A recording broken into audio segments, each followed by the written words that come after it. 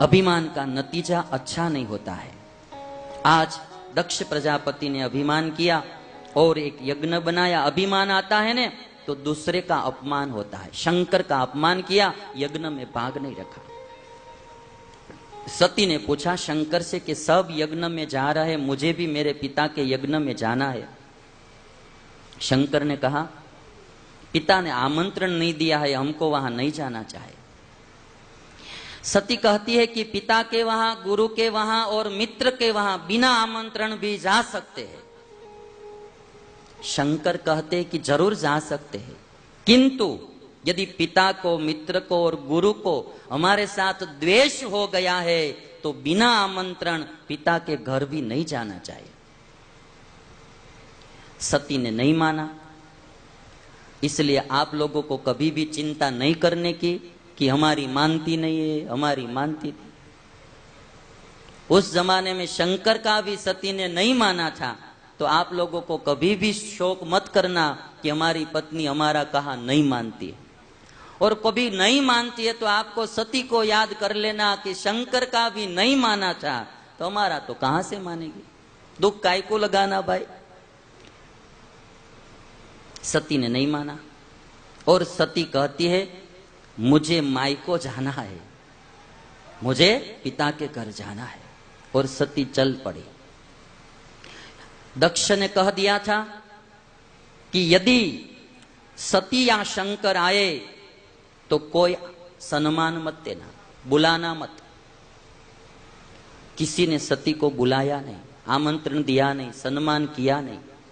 भागवत में लिखा है एक अपनी मां जो थी वो मां ने सती को आमंत्रण दिया, आवकार दिया कि बेटी आओ। और इसीलिए हमारे गुजराती में एक कहा गया है कि इस दुनिया में सारा संसार स्वार्थी तो है ही, सेल्फिश, किंतु संसार में भी सबसे ज्यादा निस्वार्थ पात्र कोई हो तो वो है मां। निस्वार्थ पात्र हो तो वो है मां। अभी मैं इतना कहूंगा कि पिता को भी पुत्र के पास से पैसे की आवश्यकता रहेगी कि बेटा काम पर चढ़ जाए तो मैं निवृत्त हो जाऊं, पिता धंधा संभाल ले तो मैं निवृत्त हो जाऊं। किंतु मां को इतनी भी अपेक्षा नहीं होती है। मां निस्वार्थ भाव से प्यार करती है। यदि पुत्र बहरा है, गूंगा है, यदि पुत्र अपंग है तो भी मां उसका पालन पोषण करती है। पुत्र मंद बुद्धि का है, मैंने तो अपनी आंखों से देखा है, मंद बुद्धि के पुत्रों को भी मां अपने हाथ में अन्न का कोर लेकर खिलाती है, इतना प्यार से खिलाती है। और इसलिए हमारे गुजराती में कहा गया माते मां बीजा वगड़ाना वाह। इसका हम हिंदी में ट्रांसलेशन कैसे करे भाई, है ना? जो अपनी अपनी भाषा की एक मौलिकता होती है, माते मां बीजा वगड़ाना वाह। और गुजराती में एक कीर्तन भी लिखा गया कि जो मां है ने वो तो मां है। गंगा के नीर में गंगा का जो पानी होता है वो पानी कभी बढ़ता है कभी घटता है, किंतु मां का प्रेम कभी भी घटता नहीं है, वो हर दिन बढ़ता ही बढ़ता रहता है।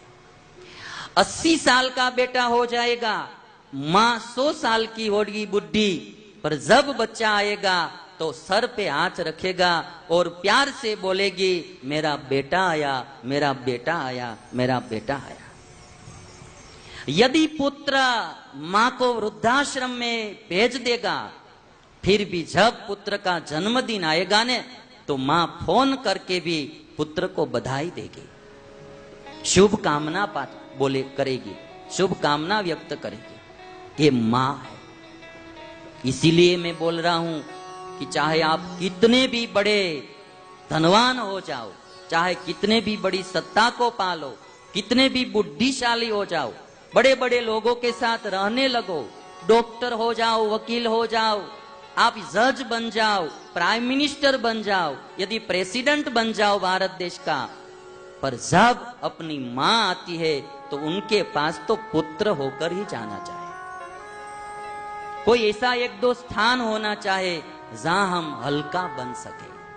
वहां हम सरल बन सके और जहां जाकर हम थोड़ी सी भी शांति की सांस ले सके। इसीलिए मां को कभी तिरस्कृत मत करना, मां को कभी वृद्धाश्रम में मत भेजना। मां एक निस्वार्थ पात्र है। और गुजराती भजन में कहा है कि गंगा चाहे कितनी भी पवित्र हो, किंतु गंगा का नीर कभी बढ़ता है घटता है, माँ का प्रेम का पानी कभी बढ़ता ही रहता है, कभी घटता नहीं। हे आ गंगाना नीर तो वधे गटेरे लो, गंगाना नीर तो वधे गटेरे लो, सरखो एनो प्रेमनो प्रवाह रे जननी जोड़ सकी नहीं जड़े रे लो, हे जीरे जननी जोड़ सकी नहीं जड़े रे लो, मीठा मधु ने मीठा में हूँ लारे लो, मीठा मधु ने मीठा में हूँ लारे लो, एधी मीठी से मोरी मात रे जननी जोड़ सकी नहीं जड़े रे लो, हे ये भी जननी जोड़ सकी नहीं जड़े रे लो।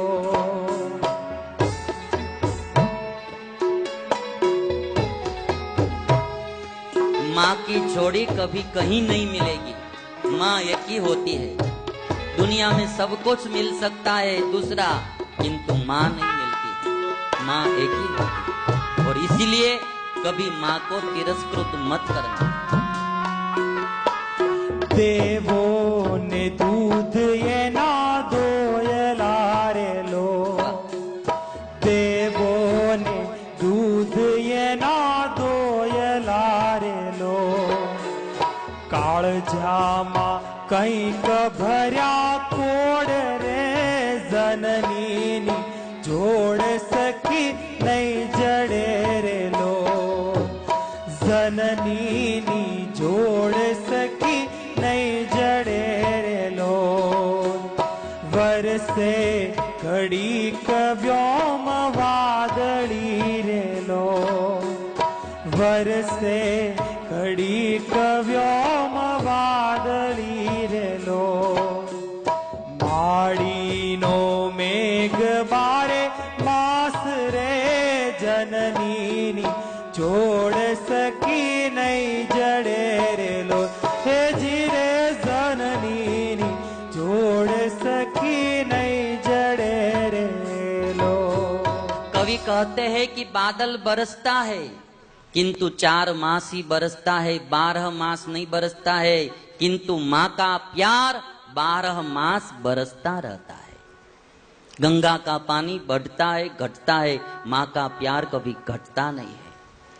और ईश्वर ने जब संकल्प किया कि सब भूत प्राणी मात्र को मुझे प्यार देना है, सुख देना है, तो ईश्वर ने सोचा कि मैं अकेला सबको प्यार कैसे बांट सकूंगा।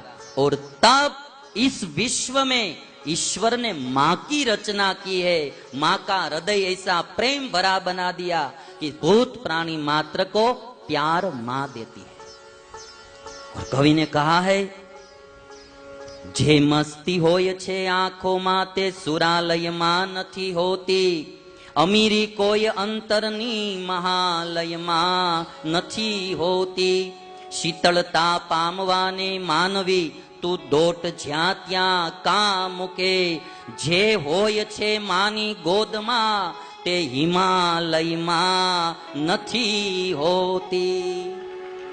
जो शांति माँ की गोद में मिलती है वो शांति हिमालय में भी नहीं मिलती है।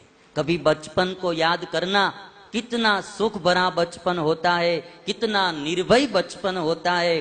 अरे कोई पुलिस आती है ने तो भी बच्चा दौड़कर माँ की गोद में घुस जाता है, बिल्ली आती है, कुत्ता आता है तो भी माँ की गोद। उनको इतना विश्वास होता है कि मैं मेरी माँ की गोद में जाऊंगा तो कोई मुझे कुछ भी नहीं कर पाएगा। और इसीलिए પ્રભુના પ્રેમની આ પૂતળી છે. પ્રભુના પ્રેમ તણી પૂતળી રે લોલ, જગથી જુદેરી એની ચાલ રે. आज किसी ने स्वागत नहीं किया, किंतु सती की माता ने स्वागत किया है. और इसीलिए माँ का अपमान नहीं करना, माँ को दुखी नहीं करना. माँ की बात कर रहा हूं तो पिता को करना, ऐसा मैं नहीं कहना होता. वो आप ऐसा मानेंगे कि भाई माँ की बात आई थी, पिता को डांटो मारो.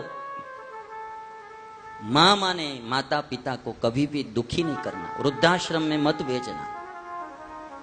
और भाइयों में बारी भी मत करना. 2 मास इसके घर रहेगा, 2 मास इसके घर रहेगा, 2 मास इसके घर रहेगा, ऐसा भी मत करना. हाँ, प्यार से रखना चाहिए. भाइयों में होड़ लगनी चाहिए. माता पिता हमारे घर रहेंगे, दूसरा भाई कहेगा नहीं हमारे घर रहेंगे, तीसरा कहेगा नहीं माता पिता हमारे भी है, हमारे घर रहेंगे. और जब ये बात सुनेंगे माता पिता तो हर्ष के अश्रु अपनी आंखों में आ जाएंगे. भगवान ने पुत्र दिए हैं, राम और लक्ष्मण भरत जैसे दिए हैं. उनके अंतर से आशीर्वाद आ जाएगा. किसी बाबा के पास पाकिट लेकर नहीं जाना पड़ेगा. मां के हृदय से आशीर्वाद मिलेगा, वो एकदम शुद्ध आशीर्वाद होगा. और इसीलिए ये भागवत की कथा बताती है, दक्ष ने ना बोली थी कोई स्वागत मत करना सती का, फिर भी अपनी मां ने स्वागत किया है. और हमारी संस्कृति भारत की सिखाती है मातृदेवो भव पितृदेवो भव. ये सूत्रों हमारे उपनिषद के हैं. और जब जब राम वन में जा रहे थे और 14 वर्ष वन में घूम रहे थे, जब जब अवध की याद आती थी, कौशल्या की याद आती थी, तो राम की आंखों में भी आंसू आ जाते थे. जब जब अवध की याद आए, जब जब कौशल्या की याद आए.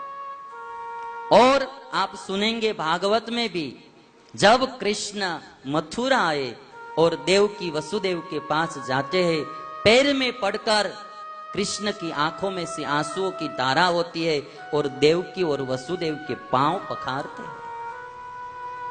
कृष्ण को कभी भी आप दुखी नहीं देखेंगे. कृष्ण की आंखों में आप कभी आंसू नहीं देखेंगे. चाहे कैसी भी मुसीबत हो, कैसी भी कठिनाई हो, कृष्ण को आप दुखी नहीं देखेंगे. किंतु जब माता पिता के पास जाता है कृष्ण, तो कृष्ण का हृदय भी प्यार से भर जाता है और माता पिता के सामने रो लेता है.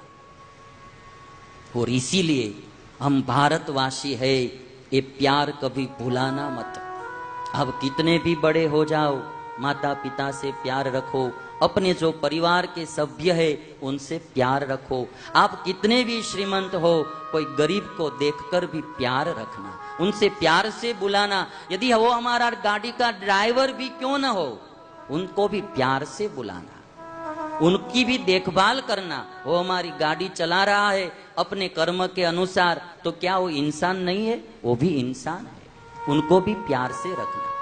जो हमारे घर पे नौकर होते हैं, नौकरानी होती है, उनको भी हमारे परिवार के सभ्य मानकर प्यार से रखने चाहिए. आज मां ने बुलाया, बाद में पिता ने जो अपमान किया था वो सती से सहन नहीं हुआ. और जब सती यज्ञ में जाती है तो फिर यज्ञ में शंकर का भाग नहीं देखा. और तब सती को बहुत दुख हुआ, मेरे पति के भाग के बिना ये पिताजी यज्ञ कर रहे हैं, ऐसे पिता से मैंने क्यों जन्म लिया.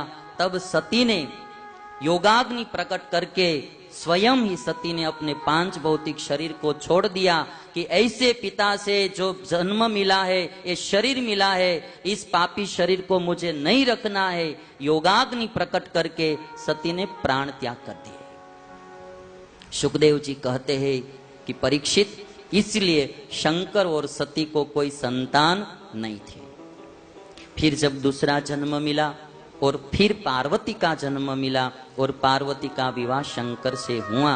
और इस तरफ जब सती जल गई और शंकर के पार्षदों ने, नारद जी ने बात सुनाई शंकर को, शंकर के पार्षद आए, यज्ञ को ध्वस्त कर दिया, दक्ष का सिर काट दिया और तब सब ब्राह्मणों देवताओं शंकर के पास गए, प्रार्थना की कि जैसे भी हो आपके ससुर है दक्ष, आप उनको जिंदा कीजिए। शंकर आए और दक्ष को कहा कि आपको मैं जिंदा तो करूंगा, मेरा नंदीश्वर का शाप है कि आपका मुंह बकरा का होगा, इसलिए बकरा का मुंह काट के लाओ। और वह काट के लाए, दक्ष के साथ जोड़ा और फिर दक्ष को सजीवन किया। जैसा ही सजीवन हुआ तुरंत ही दामाद के चरणों में गिर पड़े।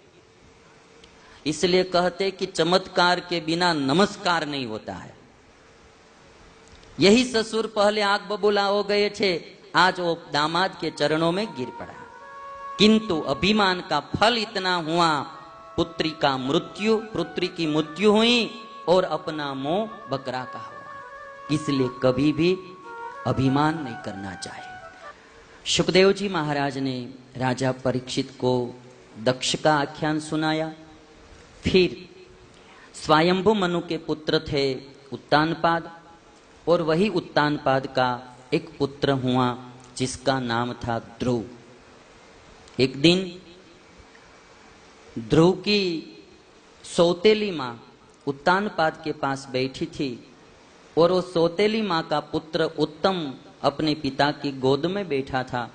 तब ध्रुव भी अपने पिता की गोद में बैठने के लिए आया। सौतेली मां ने ध्रुव का हाथ पकड़कर दूर फेंक दिया और कहा कि यदि पिता की गोद में बैठना है तो तुम्हें मेरी कोख से जन्म लेना पड़ेगा। तू तो राजा की अपमानित पत्नी का पुत्र है, इसलिए राजा की गोद में बैठना नहीं मिलेगा। और जब ध्रुव का अपमान कर दिया, रोता हुआ ध्रुव अपनी मां सुनीति के पास आया और तब सुनीति ने इतना कहा कि बेटा, जो तुम्हारी सौतेली मां ने कहा ने वो ठीक कहा है। इस दुनिया में भगवान के अलावा तुम्हारा कोई नहीं है। और बेटा, यदि जीवन में कोई उच्च पदवी प्राप्त करनी है या सुखी होना है तो भगवान के बिना तुम्हें कोई सुखी नहीं कर पाएगा। विपत्ति कौन निवारे, नाथ बिन विपत्ति कौन निवारे। भगवान के अलावा विपत्ति कौन निवारेगा। यहां हमारे आंसुओं को कौन पोंछेगा, जिसको देखो उसका दामन भीगा है। हमारे आंसुओं को कौन पोंछेगा, जिसको देखो उसका दामन भीगा। सब रो रहे, हमने जग की अजब तस्वीर देखी, एक हंसता है 10 रोते। कौन हमारी देखभाल करेगा भगवान के अलावा। जब मां सुनीति ने भगवान का आश्रय करवाया, एक कथा हमको सिखाती है कि माता पिता की फर्ज केवल इतनी नहीं है, माता पिता का कर्तव्य केवल इतना नहीं है कि बेटे को पढ़ाना लिखाना और विवाह कर देना और फिर एक घर रहने के लिए कर देना। ये तो सब इस लोक की देखभाल है। पुत्र को परमात्मा के साथ संबंध भी करवाना चाहिए कि बेटा, ये जो सब कुछ है ने, वो तो जब तक जिंदा है तब तक, मरने के बाद कोई जो आपकी सहाय करने वाला है तो ईश्वर के अलावा और कोई नहीं है। माता पिता का यह कर्तव्य है कि पुत्र को भगवान की भी पहचान करवाए। जैसे दादा भीष्म ने युधिष्ठिर को कृष्ण की पहचान करवाई थी। जब सुनीति ने इतने वचन कहे तब प्रहलाद ध्रुव जी जो थे 5 वर्ष का बच्चा, वो घर का त्याग करके चल पड़ा। वन में जाकर तपस्या की, 6 मास की तपस्या की। भगवान प्रकट हुए और भगवान ने दर्शन दिए और भगवान ने कहा कि बेटा, जो मांगना है वो मांग लो।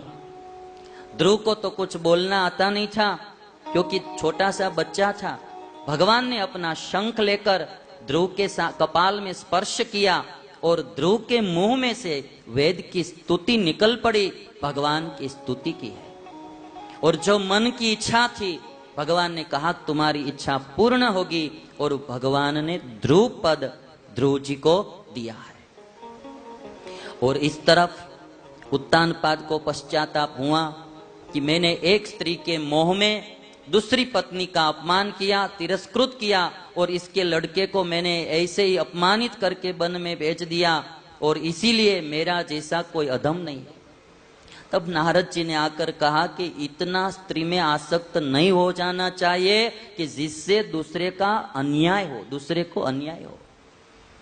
और आप सबसे भी मैं इतना कहूंगा कि आप पत्नी के साथ प्यार रखना, किंतु इतनी प्रीति मत बढ़ा देना कि माता पिता को वृद्धाश्रम में भेजने के लिए चल पड़ो। पत्नी बोल दे कि माता पिता हमारे साथ नहीं, छोड़ दो, जहां जाना है वहां चले जाएंगे, ये बात मत सुनना। तब कह देना कि 9 मास उदर में मेरी माँ ने मुझे रखा है, और जब मैं चल नहीं पाता था तब मुझे चलना मेरी माँ ने सिखाया है, जब मुझे खाना नहीं आता था तब खाने का मेरी माँ ने सिखाया है, मुझे पाल पोस कर बड़ा मेरी माँ ने किया है, मेरे पिता ने किया है, मुझे पढ़ाया इन्होंने है, और सब कुछ इन्होंने मुझे दिया है, इनको मैं तिरस्कृत नहीं करूंगा, ये बोलना चाहिए। और आज फिर जब उत्तानपाद को पश्चाताप हुआ तब उत्तानपाद रो रहे थे, उतने समय में ध्रुव जी आए हैं। ध्रुव जी का उत्तानपाद पिता ने बहुत बड़ा स्वागत किया और अपना राज्य सौंप दिया। 36,000 वर्ष तक ध्रुव जी ने राज किया है। फिर सुखदेव जी महाराज कहते हैं कि राजा मनु राजा का एक पुत्र था प्रियव्रत, वो प्रियव्रत के वंश में ऋषभदेव भगवान का प्राकट्य हुआ है। और वो ऋषभदेव भगवान जो आज हमारे हिंदुओं में 24 अवतारों में से एक अवतार गिना जाता है ऋषभदेव भगवान, और जैन धर्म में वो 24 तीर्थंकरों में एक तीर्थंकर के रूप में उनकी गिनती होती है। हमारे 24 अवतारों में एक अवतार है ऋषभदेव भगवान, और जैनों के लिए 24 तीर्थंकरों में आदि तीर्थंकर है ऋषभदेव भगवान। और ऋषभदेव भगवान के जीवन के आधार पर ही जैन संप्रदाय के सब रूल्स रेगुलेशंस आए हैं। उनके जो नियम है वो ऋषभदेव भगवान के जीवन के आधार पर आए। यही ऋषभदेव भगवान के वंश में ऋषभदेव भगवान को 100 पुत्र थे।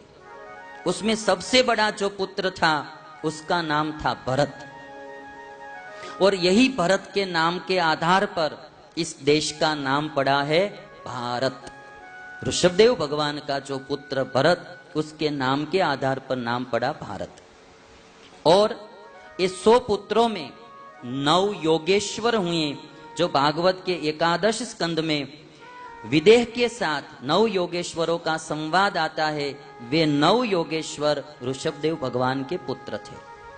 सबसे बड़ा पुत्र भरत था। भरत जी राज का त्याग करके वन में भजन करने के लिए चले गए। भगवान में ही ओतप्रोत थे, किंतु एक मृग के बच्चे को नदी में बहता हुआ देखकर बचाया, अपने आश्रम में लाए। फिर बच्चे की ही देखभाल करते करते इतनी प्रीति मृग के बच्चे में बढ़ गई, भगवान में से प्रीति घटने लगी। आजकल नहीं लोग कुत्ते को पालते हैं, है ना? तो कुत्ते से इतनी प्रीति करते हैं, सुबह में मुंह धोए बिना कुत्ते को लेकर बाहर घूमने के लिए निकल जाते हैं, और कुत्ते को स्नान कराते हैं, कुत्ते को बिस्किट खिलाते हैं, कुत्ते से चुम्बा ले लेते हैं। कुत्ते से वृद्ध माता पिता पड़े हैं तो उनके पास जाकर कभी भी पांव नहीं छूते हैं, इतना प्यार नहीं करते, और कुत्ते के साथ इतना प्यार करते हैं। तो ये सब जो होता है ना, ठीक है कुत्ता रखना चाहिए घर की देखभाल के लिए, किंतु अपने माता पिता से प्यार करो, इतना प्यार कुत्ते से जरूरी नहीं है। आजकल तो लोग सुबह सुबह में निकल जाते हैं 70 mm की चड्डी पहनकर,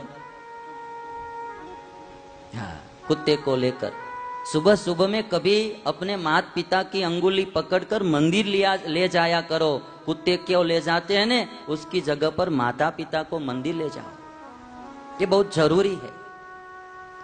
भरत जी को प्रीति बढ़ने लगी और मृग के बच्चे में इतनी प्रीति बढ़ गई, और जब अंत काल आया मृग के स्मरण में ही भरत जी की मृत्यु हो गई, और दूसरा अवतार भरत जी को मृग का आया।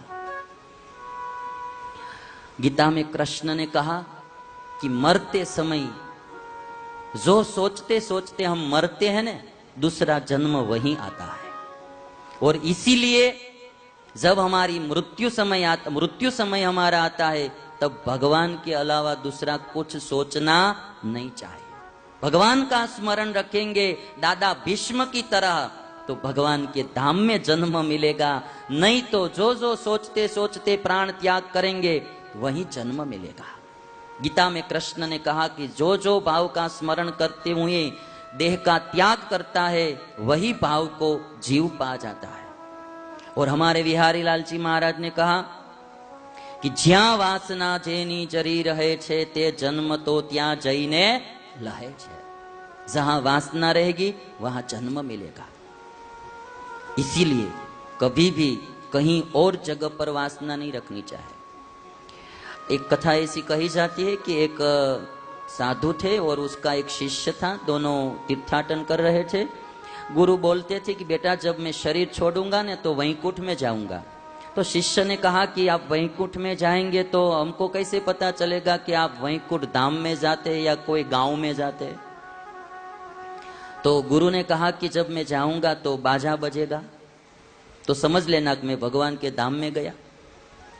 गुरु एक बेर के वृक्ष के नीचे सोए हुए थे अंतकाल में, और शरीर छूट गया किंतु बाजे नहीं बजे। तो शिष्य चिंता करने लगा कि अब क्या हुआ, गुरु वैकुंठ में तो नहीं गए। तब कोई एक संत महात्मा आते हैं। शिष्य ने पूछा कि ऐसी घटना घटी तो मेरी गुरु की क्या गति हुई होगी। संत ने पूछा कि अंत काल में तुम्हारे गुरु कहाँ सोए हुए थे, तो कहते इस बेर के वृक्ष के नीचे यहाँ बिस्तर लगाकर सोए हुए थे। वो संत महात्मा उधर ही सो गए, और जैसे ही सो गए तो ऊपर देखा तो एक बेर का फल पका हुआ लगा हुआ था। संत ने नाप लिया कि इनको अंत समय में बेल का फल खाने की इच्छा रही, और मर के ये बेल के फल में ही जन्म इन्होंने लिया है। बुढ़े हो जाते हैं ना तो और सब वासना तो छूट जाती है, किंतु खाने की वासना बहुत बढ़ जाती है। मुंह में दांत नहीं होता है फिर भी कहता है मुझे गन्ना खाना है। अरे अब दांत नहीं है, गन्ना कहां से खाएंगे आप। खाने की वासना बढ़ती है। तो फिर वो बेर का जो फल था ने वो तोड़ लिया, और उसको जब तोड़ा तो अंदर से एक छोटा सा जंतु था। और संत ने कहा शिष्य से इनको प्रणाम करो, ये तुम्हारे गुरुदेव है। अंत समय बेर खाने की वासना रही तो उसमें बेर के फल में जन्म मिला, और आज भरत जी को मृग के बच्चे का जन्म मिला। किंतु पूर्व जन्म का ज्ञान रह गया कि अब कहीं मुझे आसक्त नहीं होना है। पानी न पिया, तृण नहीं खाया, और तुरंत थोड़े दिनों में ही वो शरीर छोड़ दिया। दूसरा जन्म एक ब्राह्मण परिवार में मिला, तब भी उसका नाम भरत था। किंतु अब कहीं जगत की जाल में फंस न जाए, इसीलिए अबूध की तरह रहने लगा।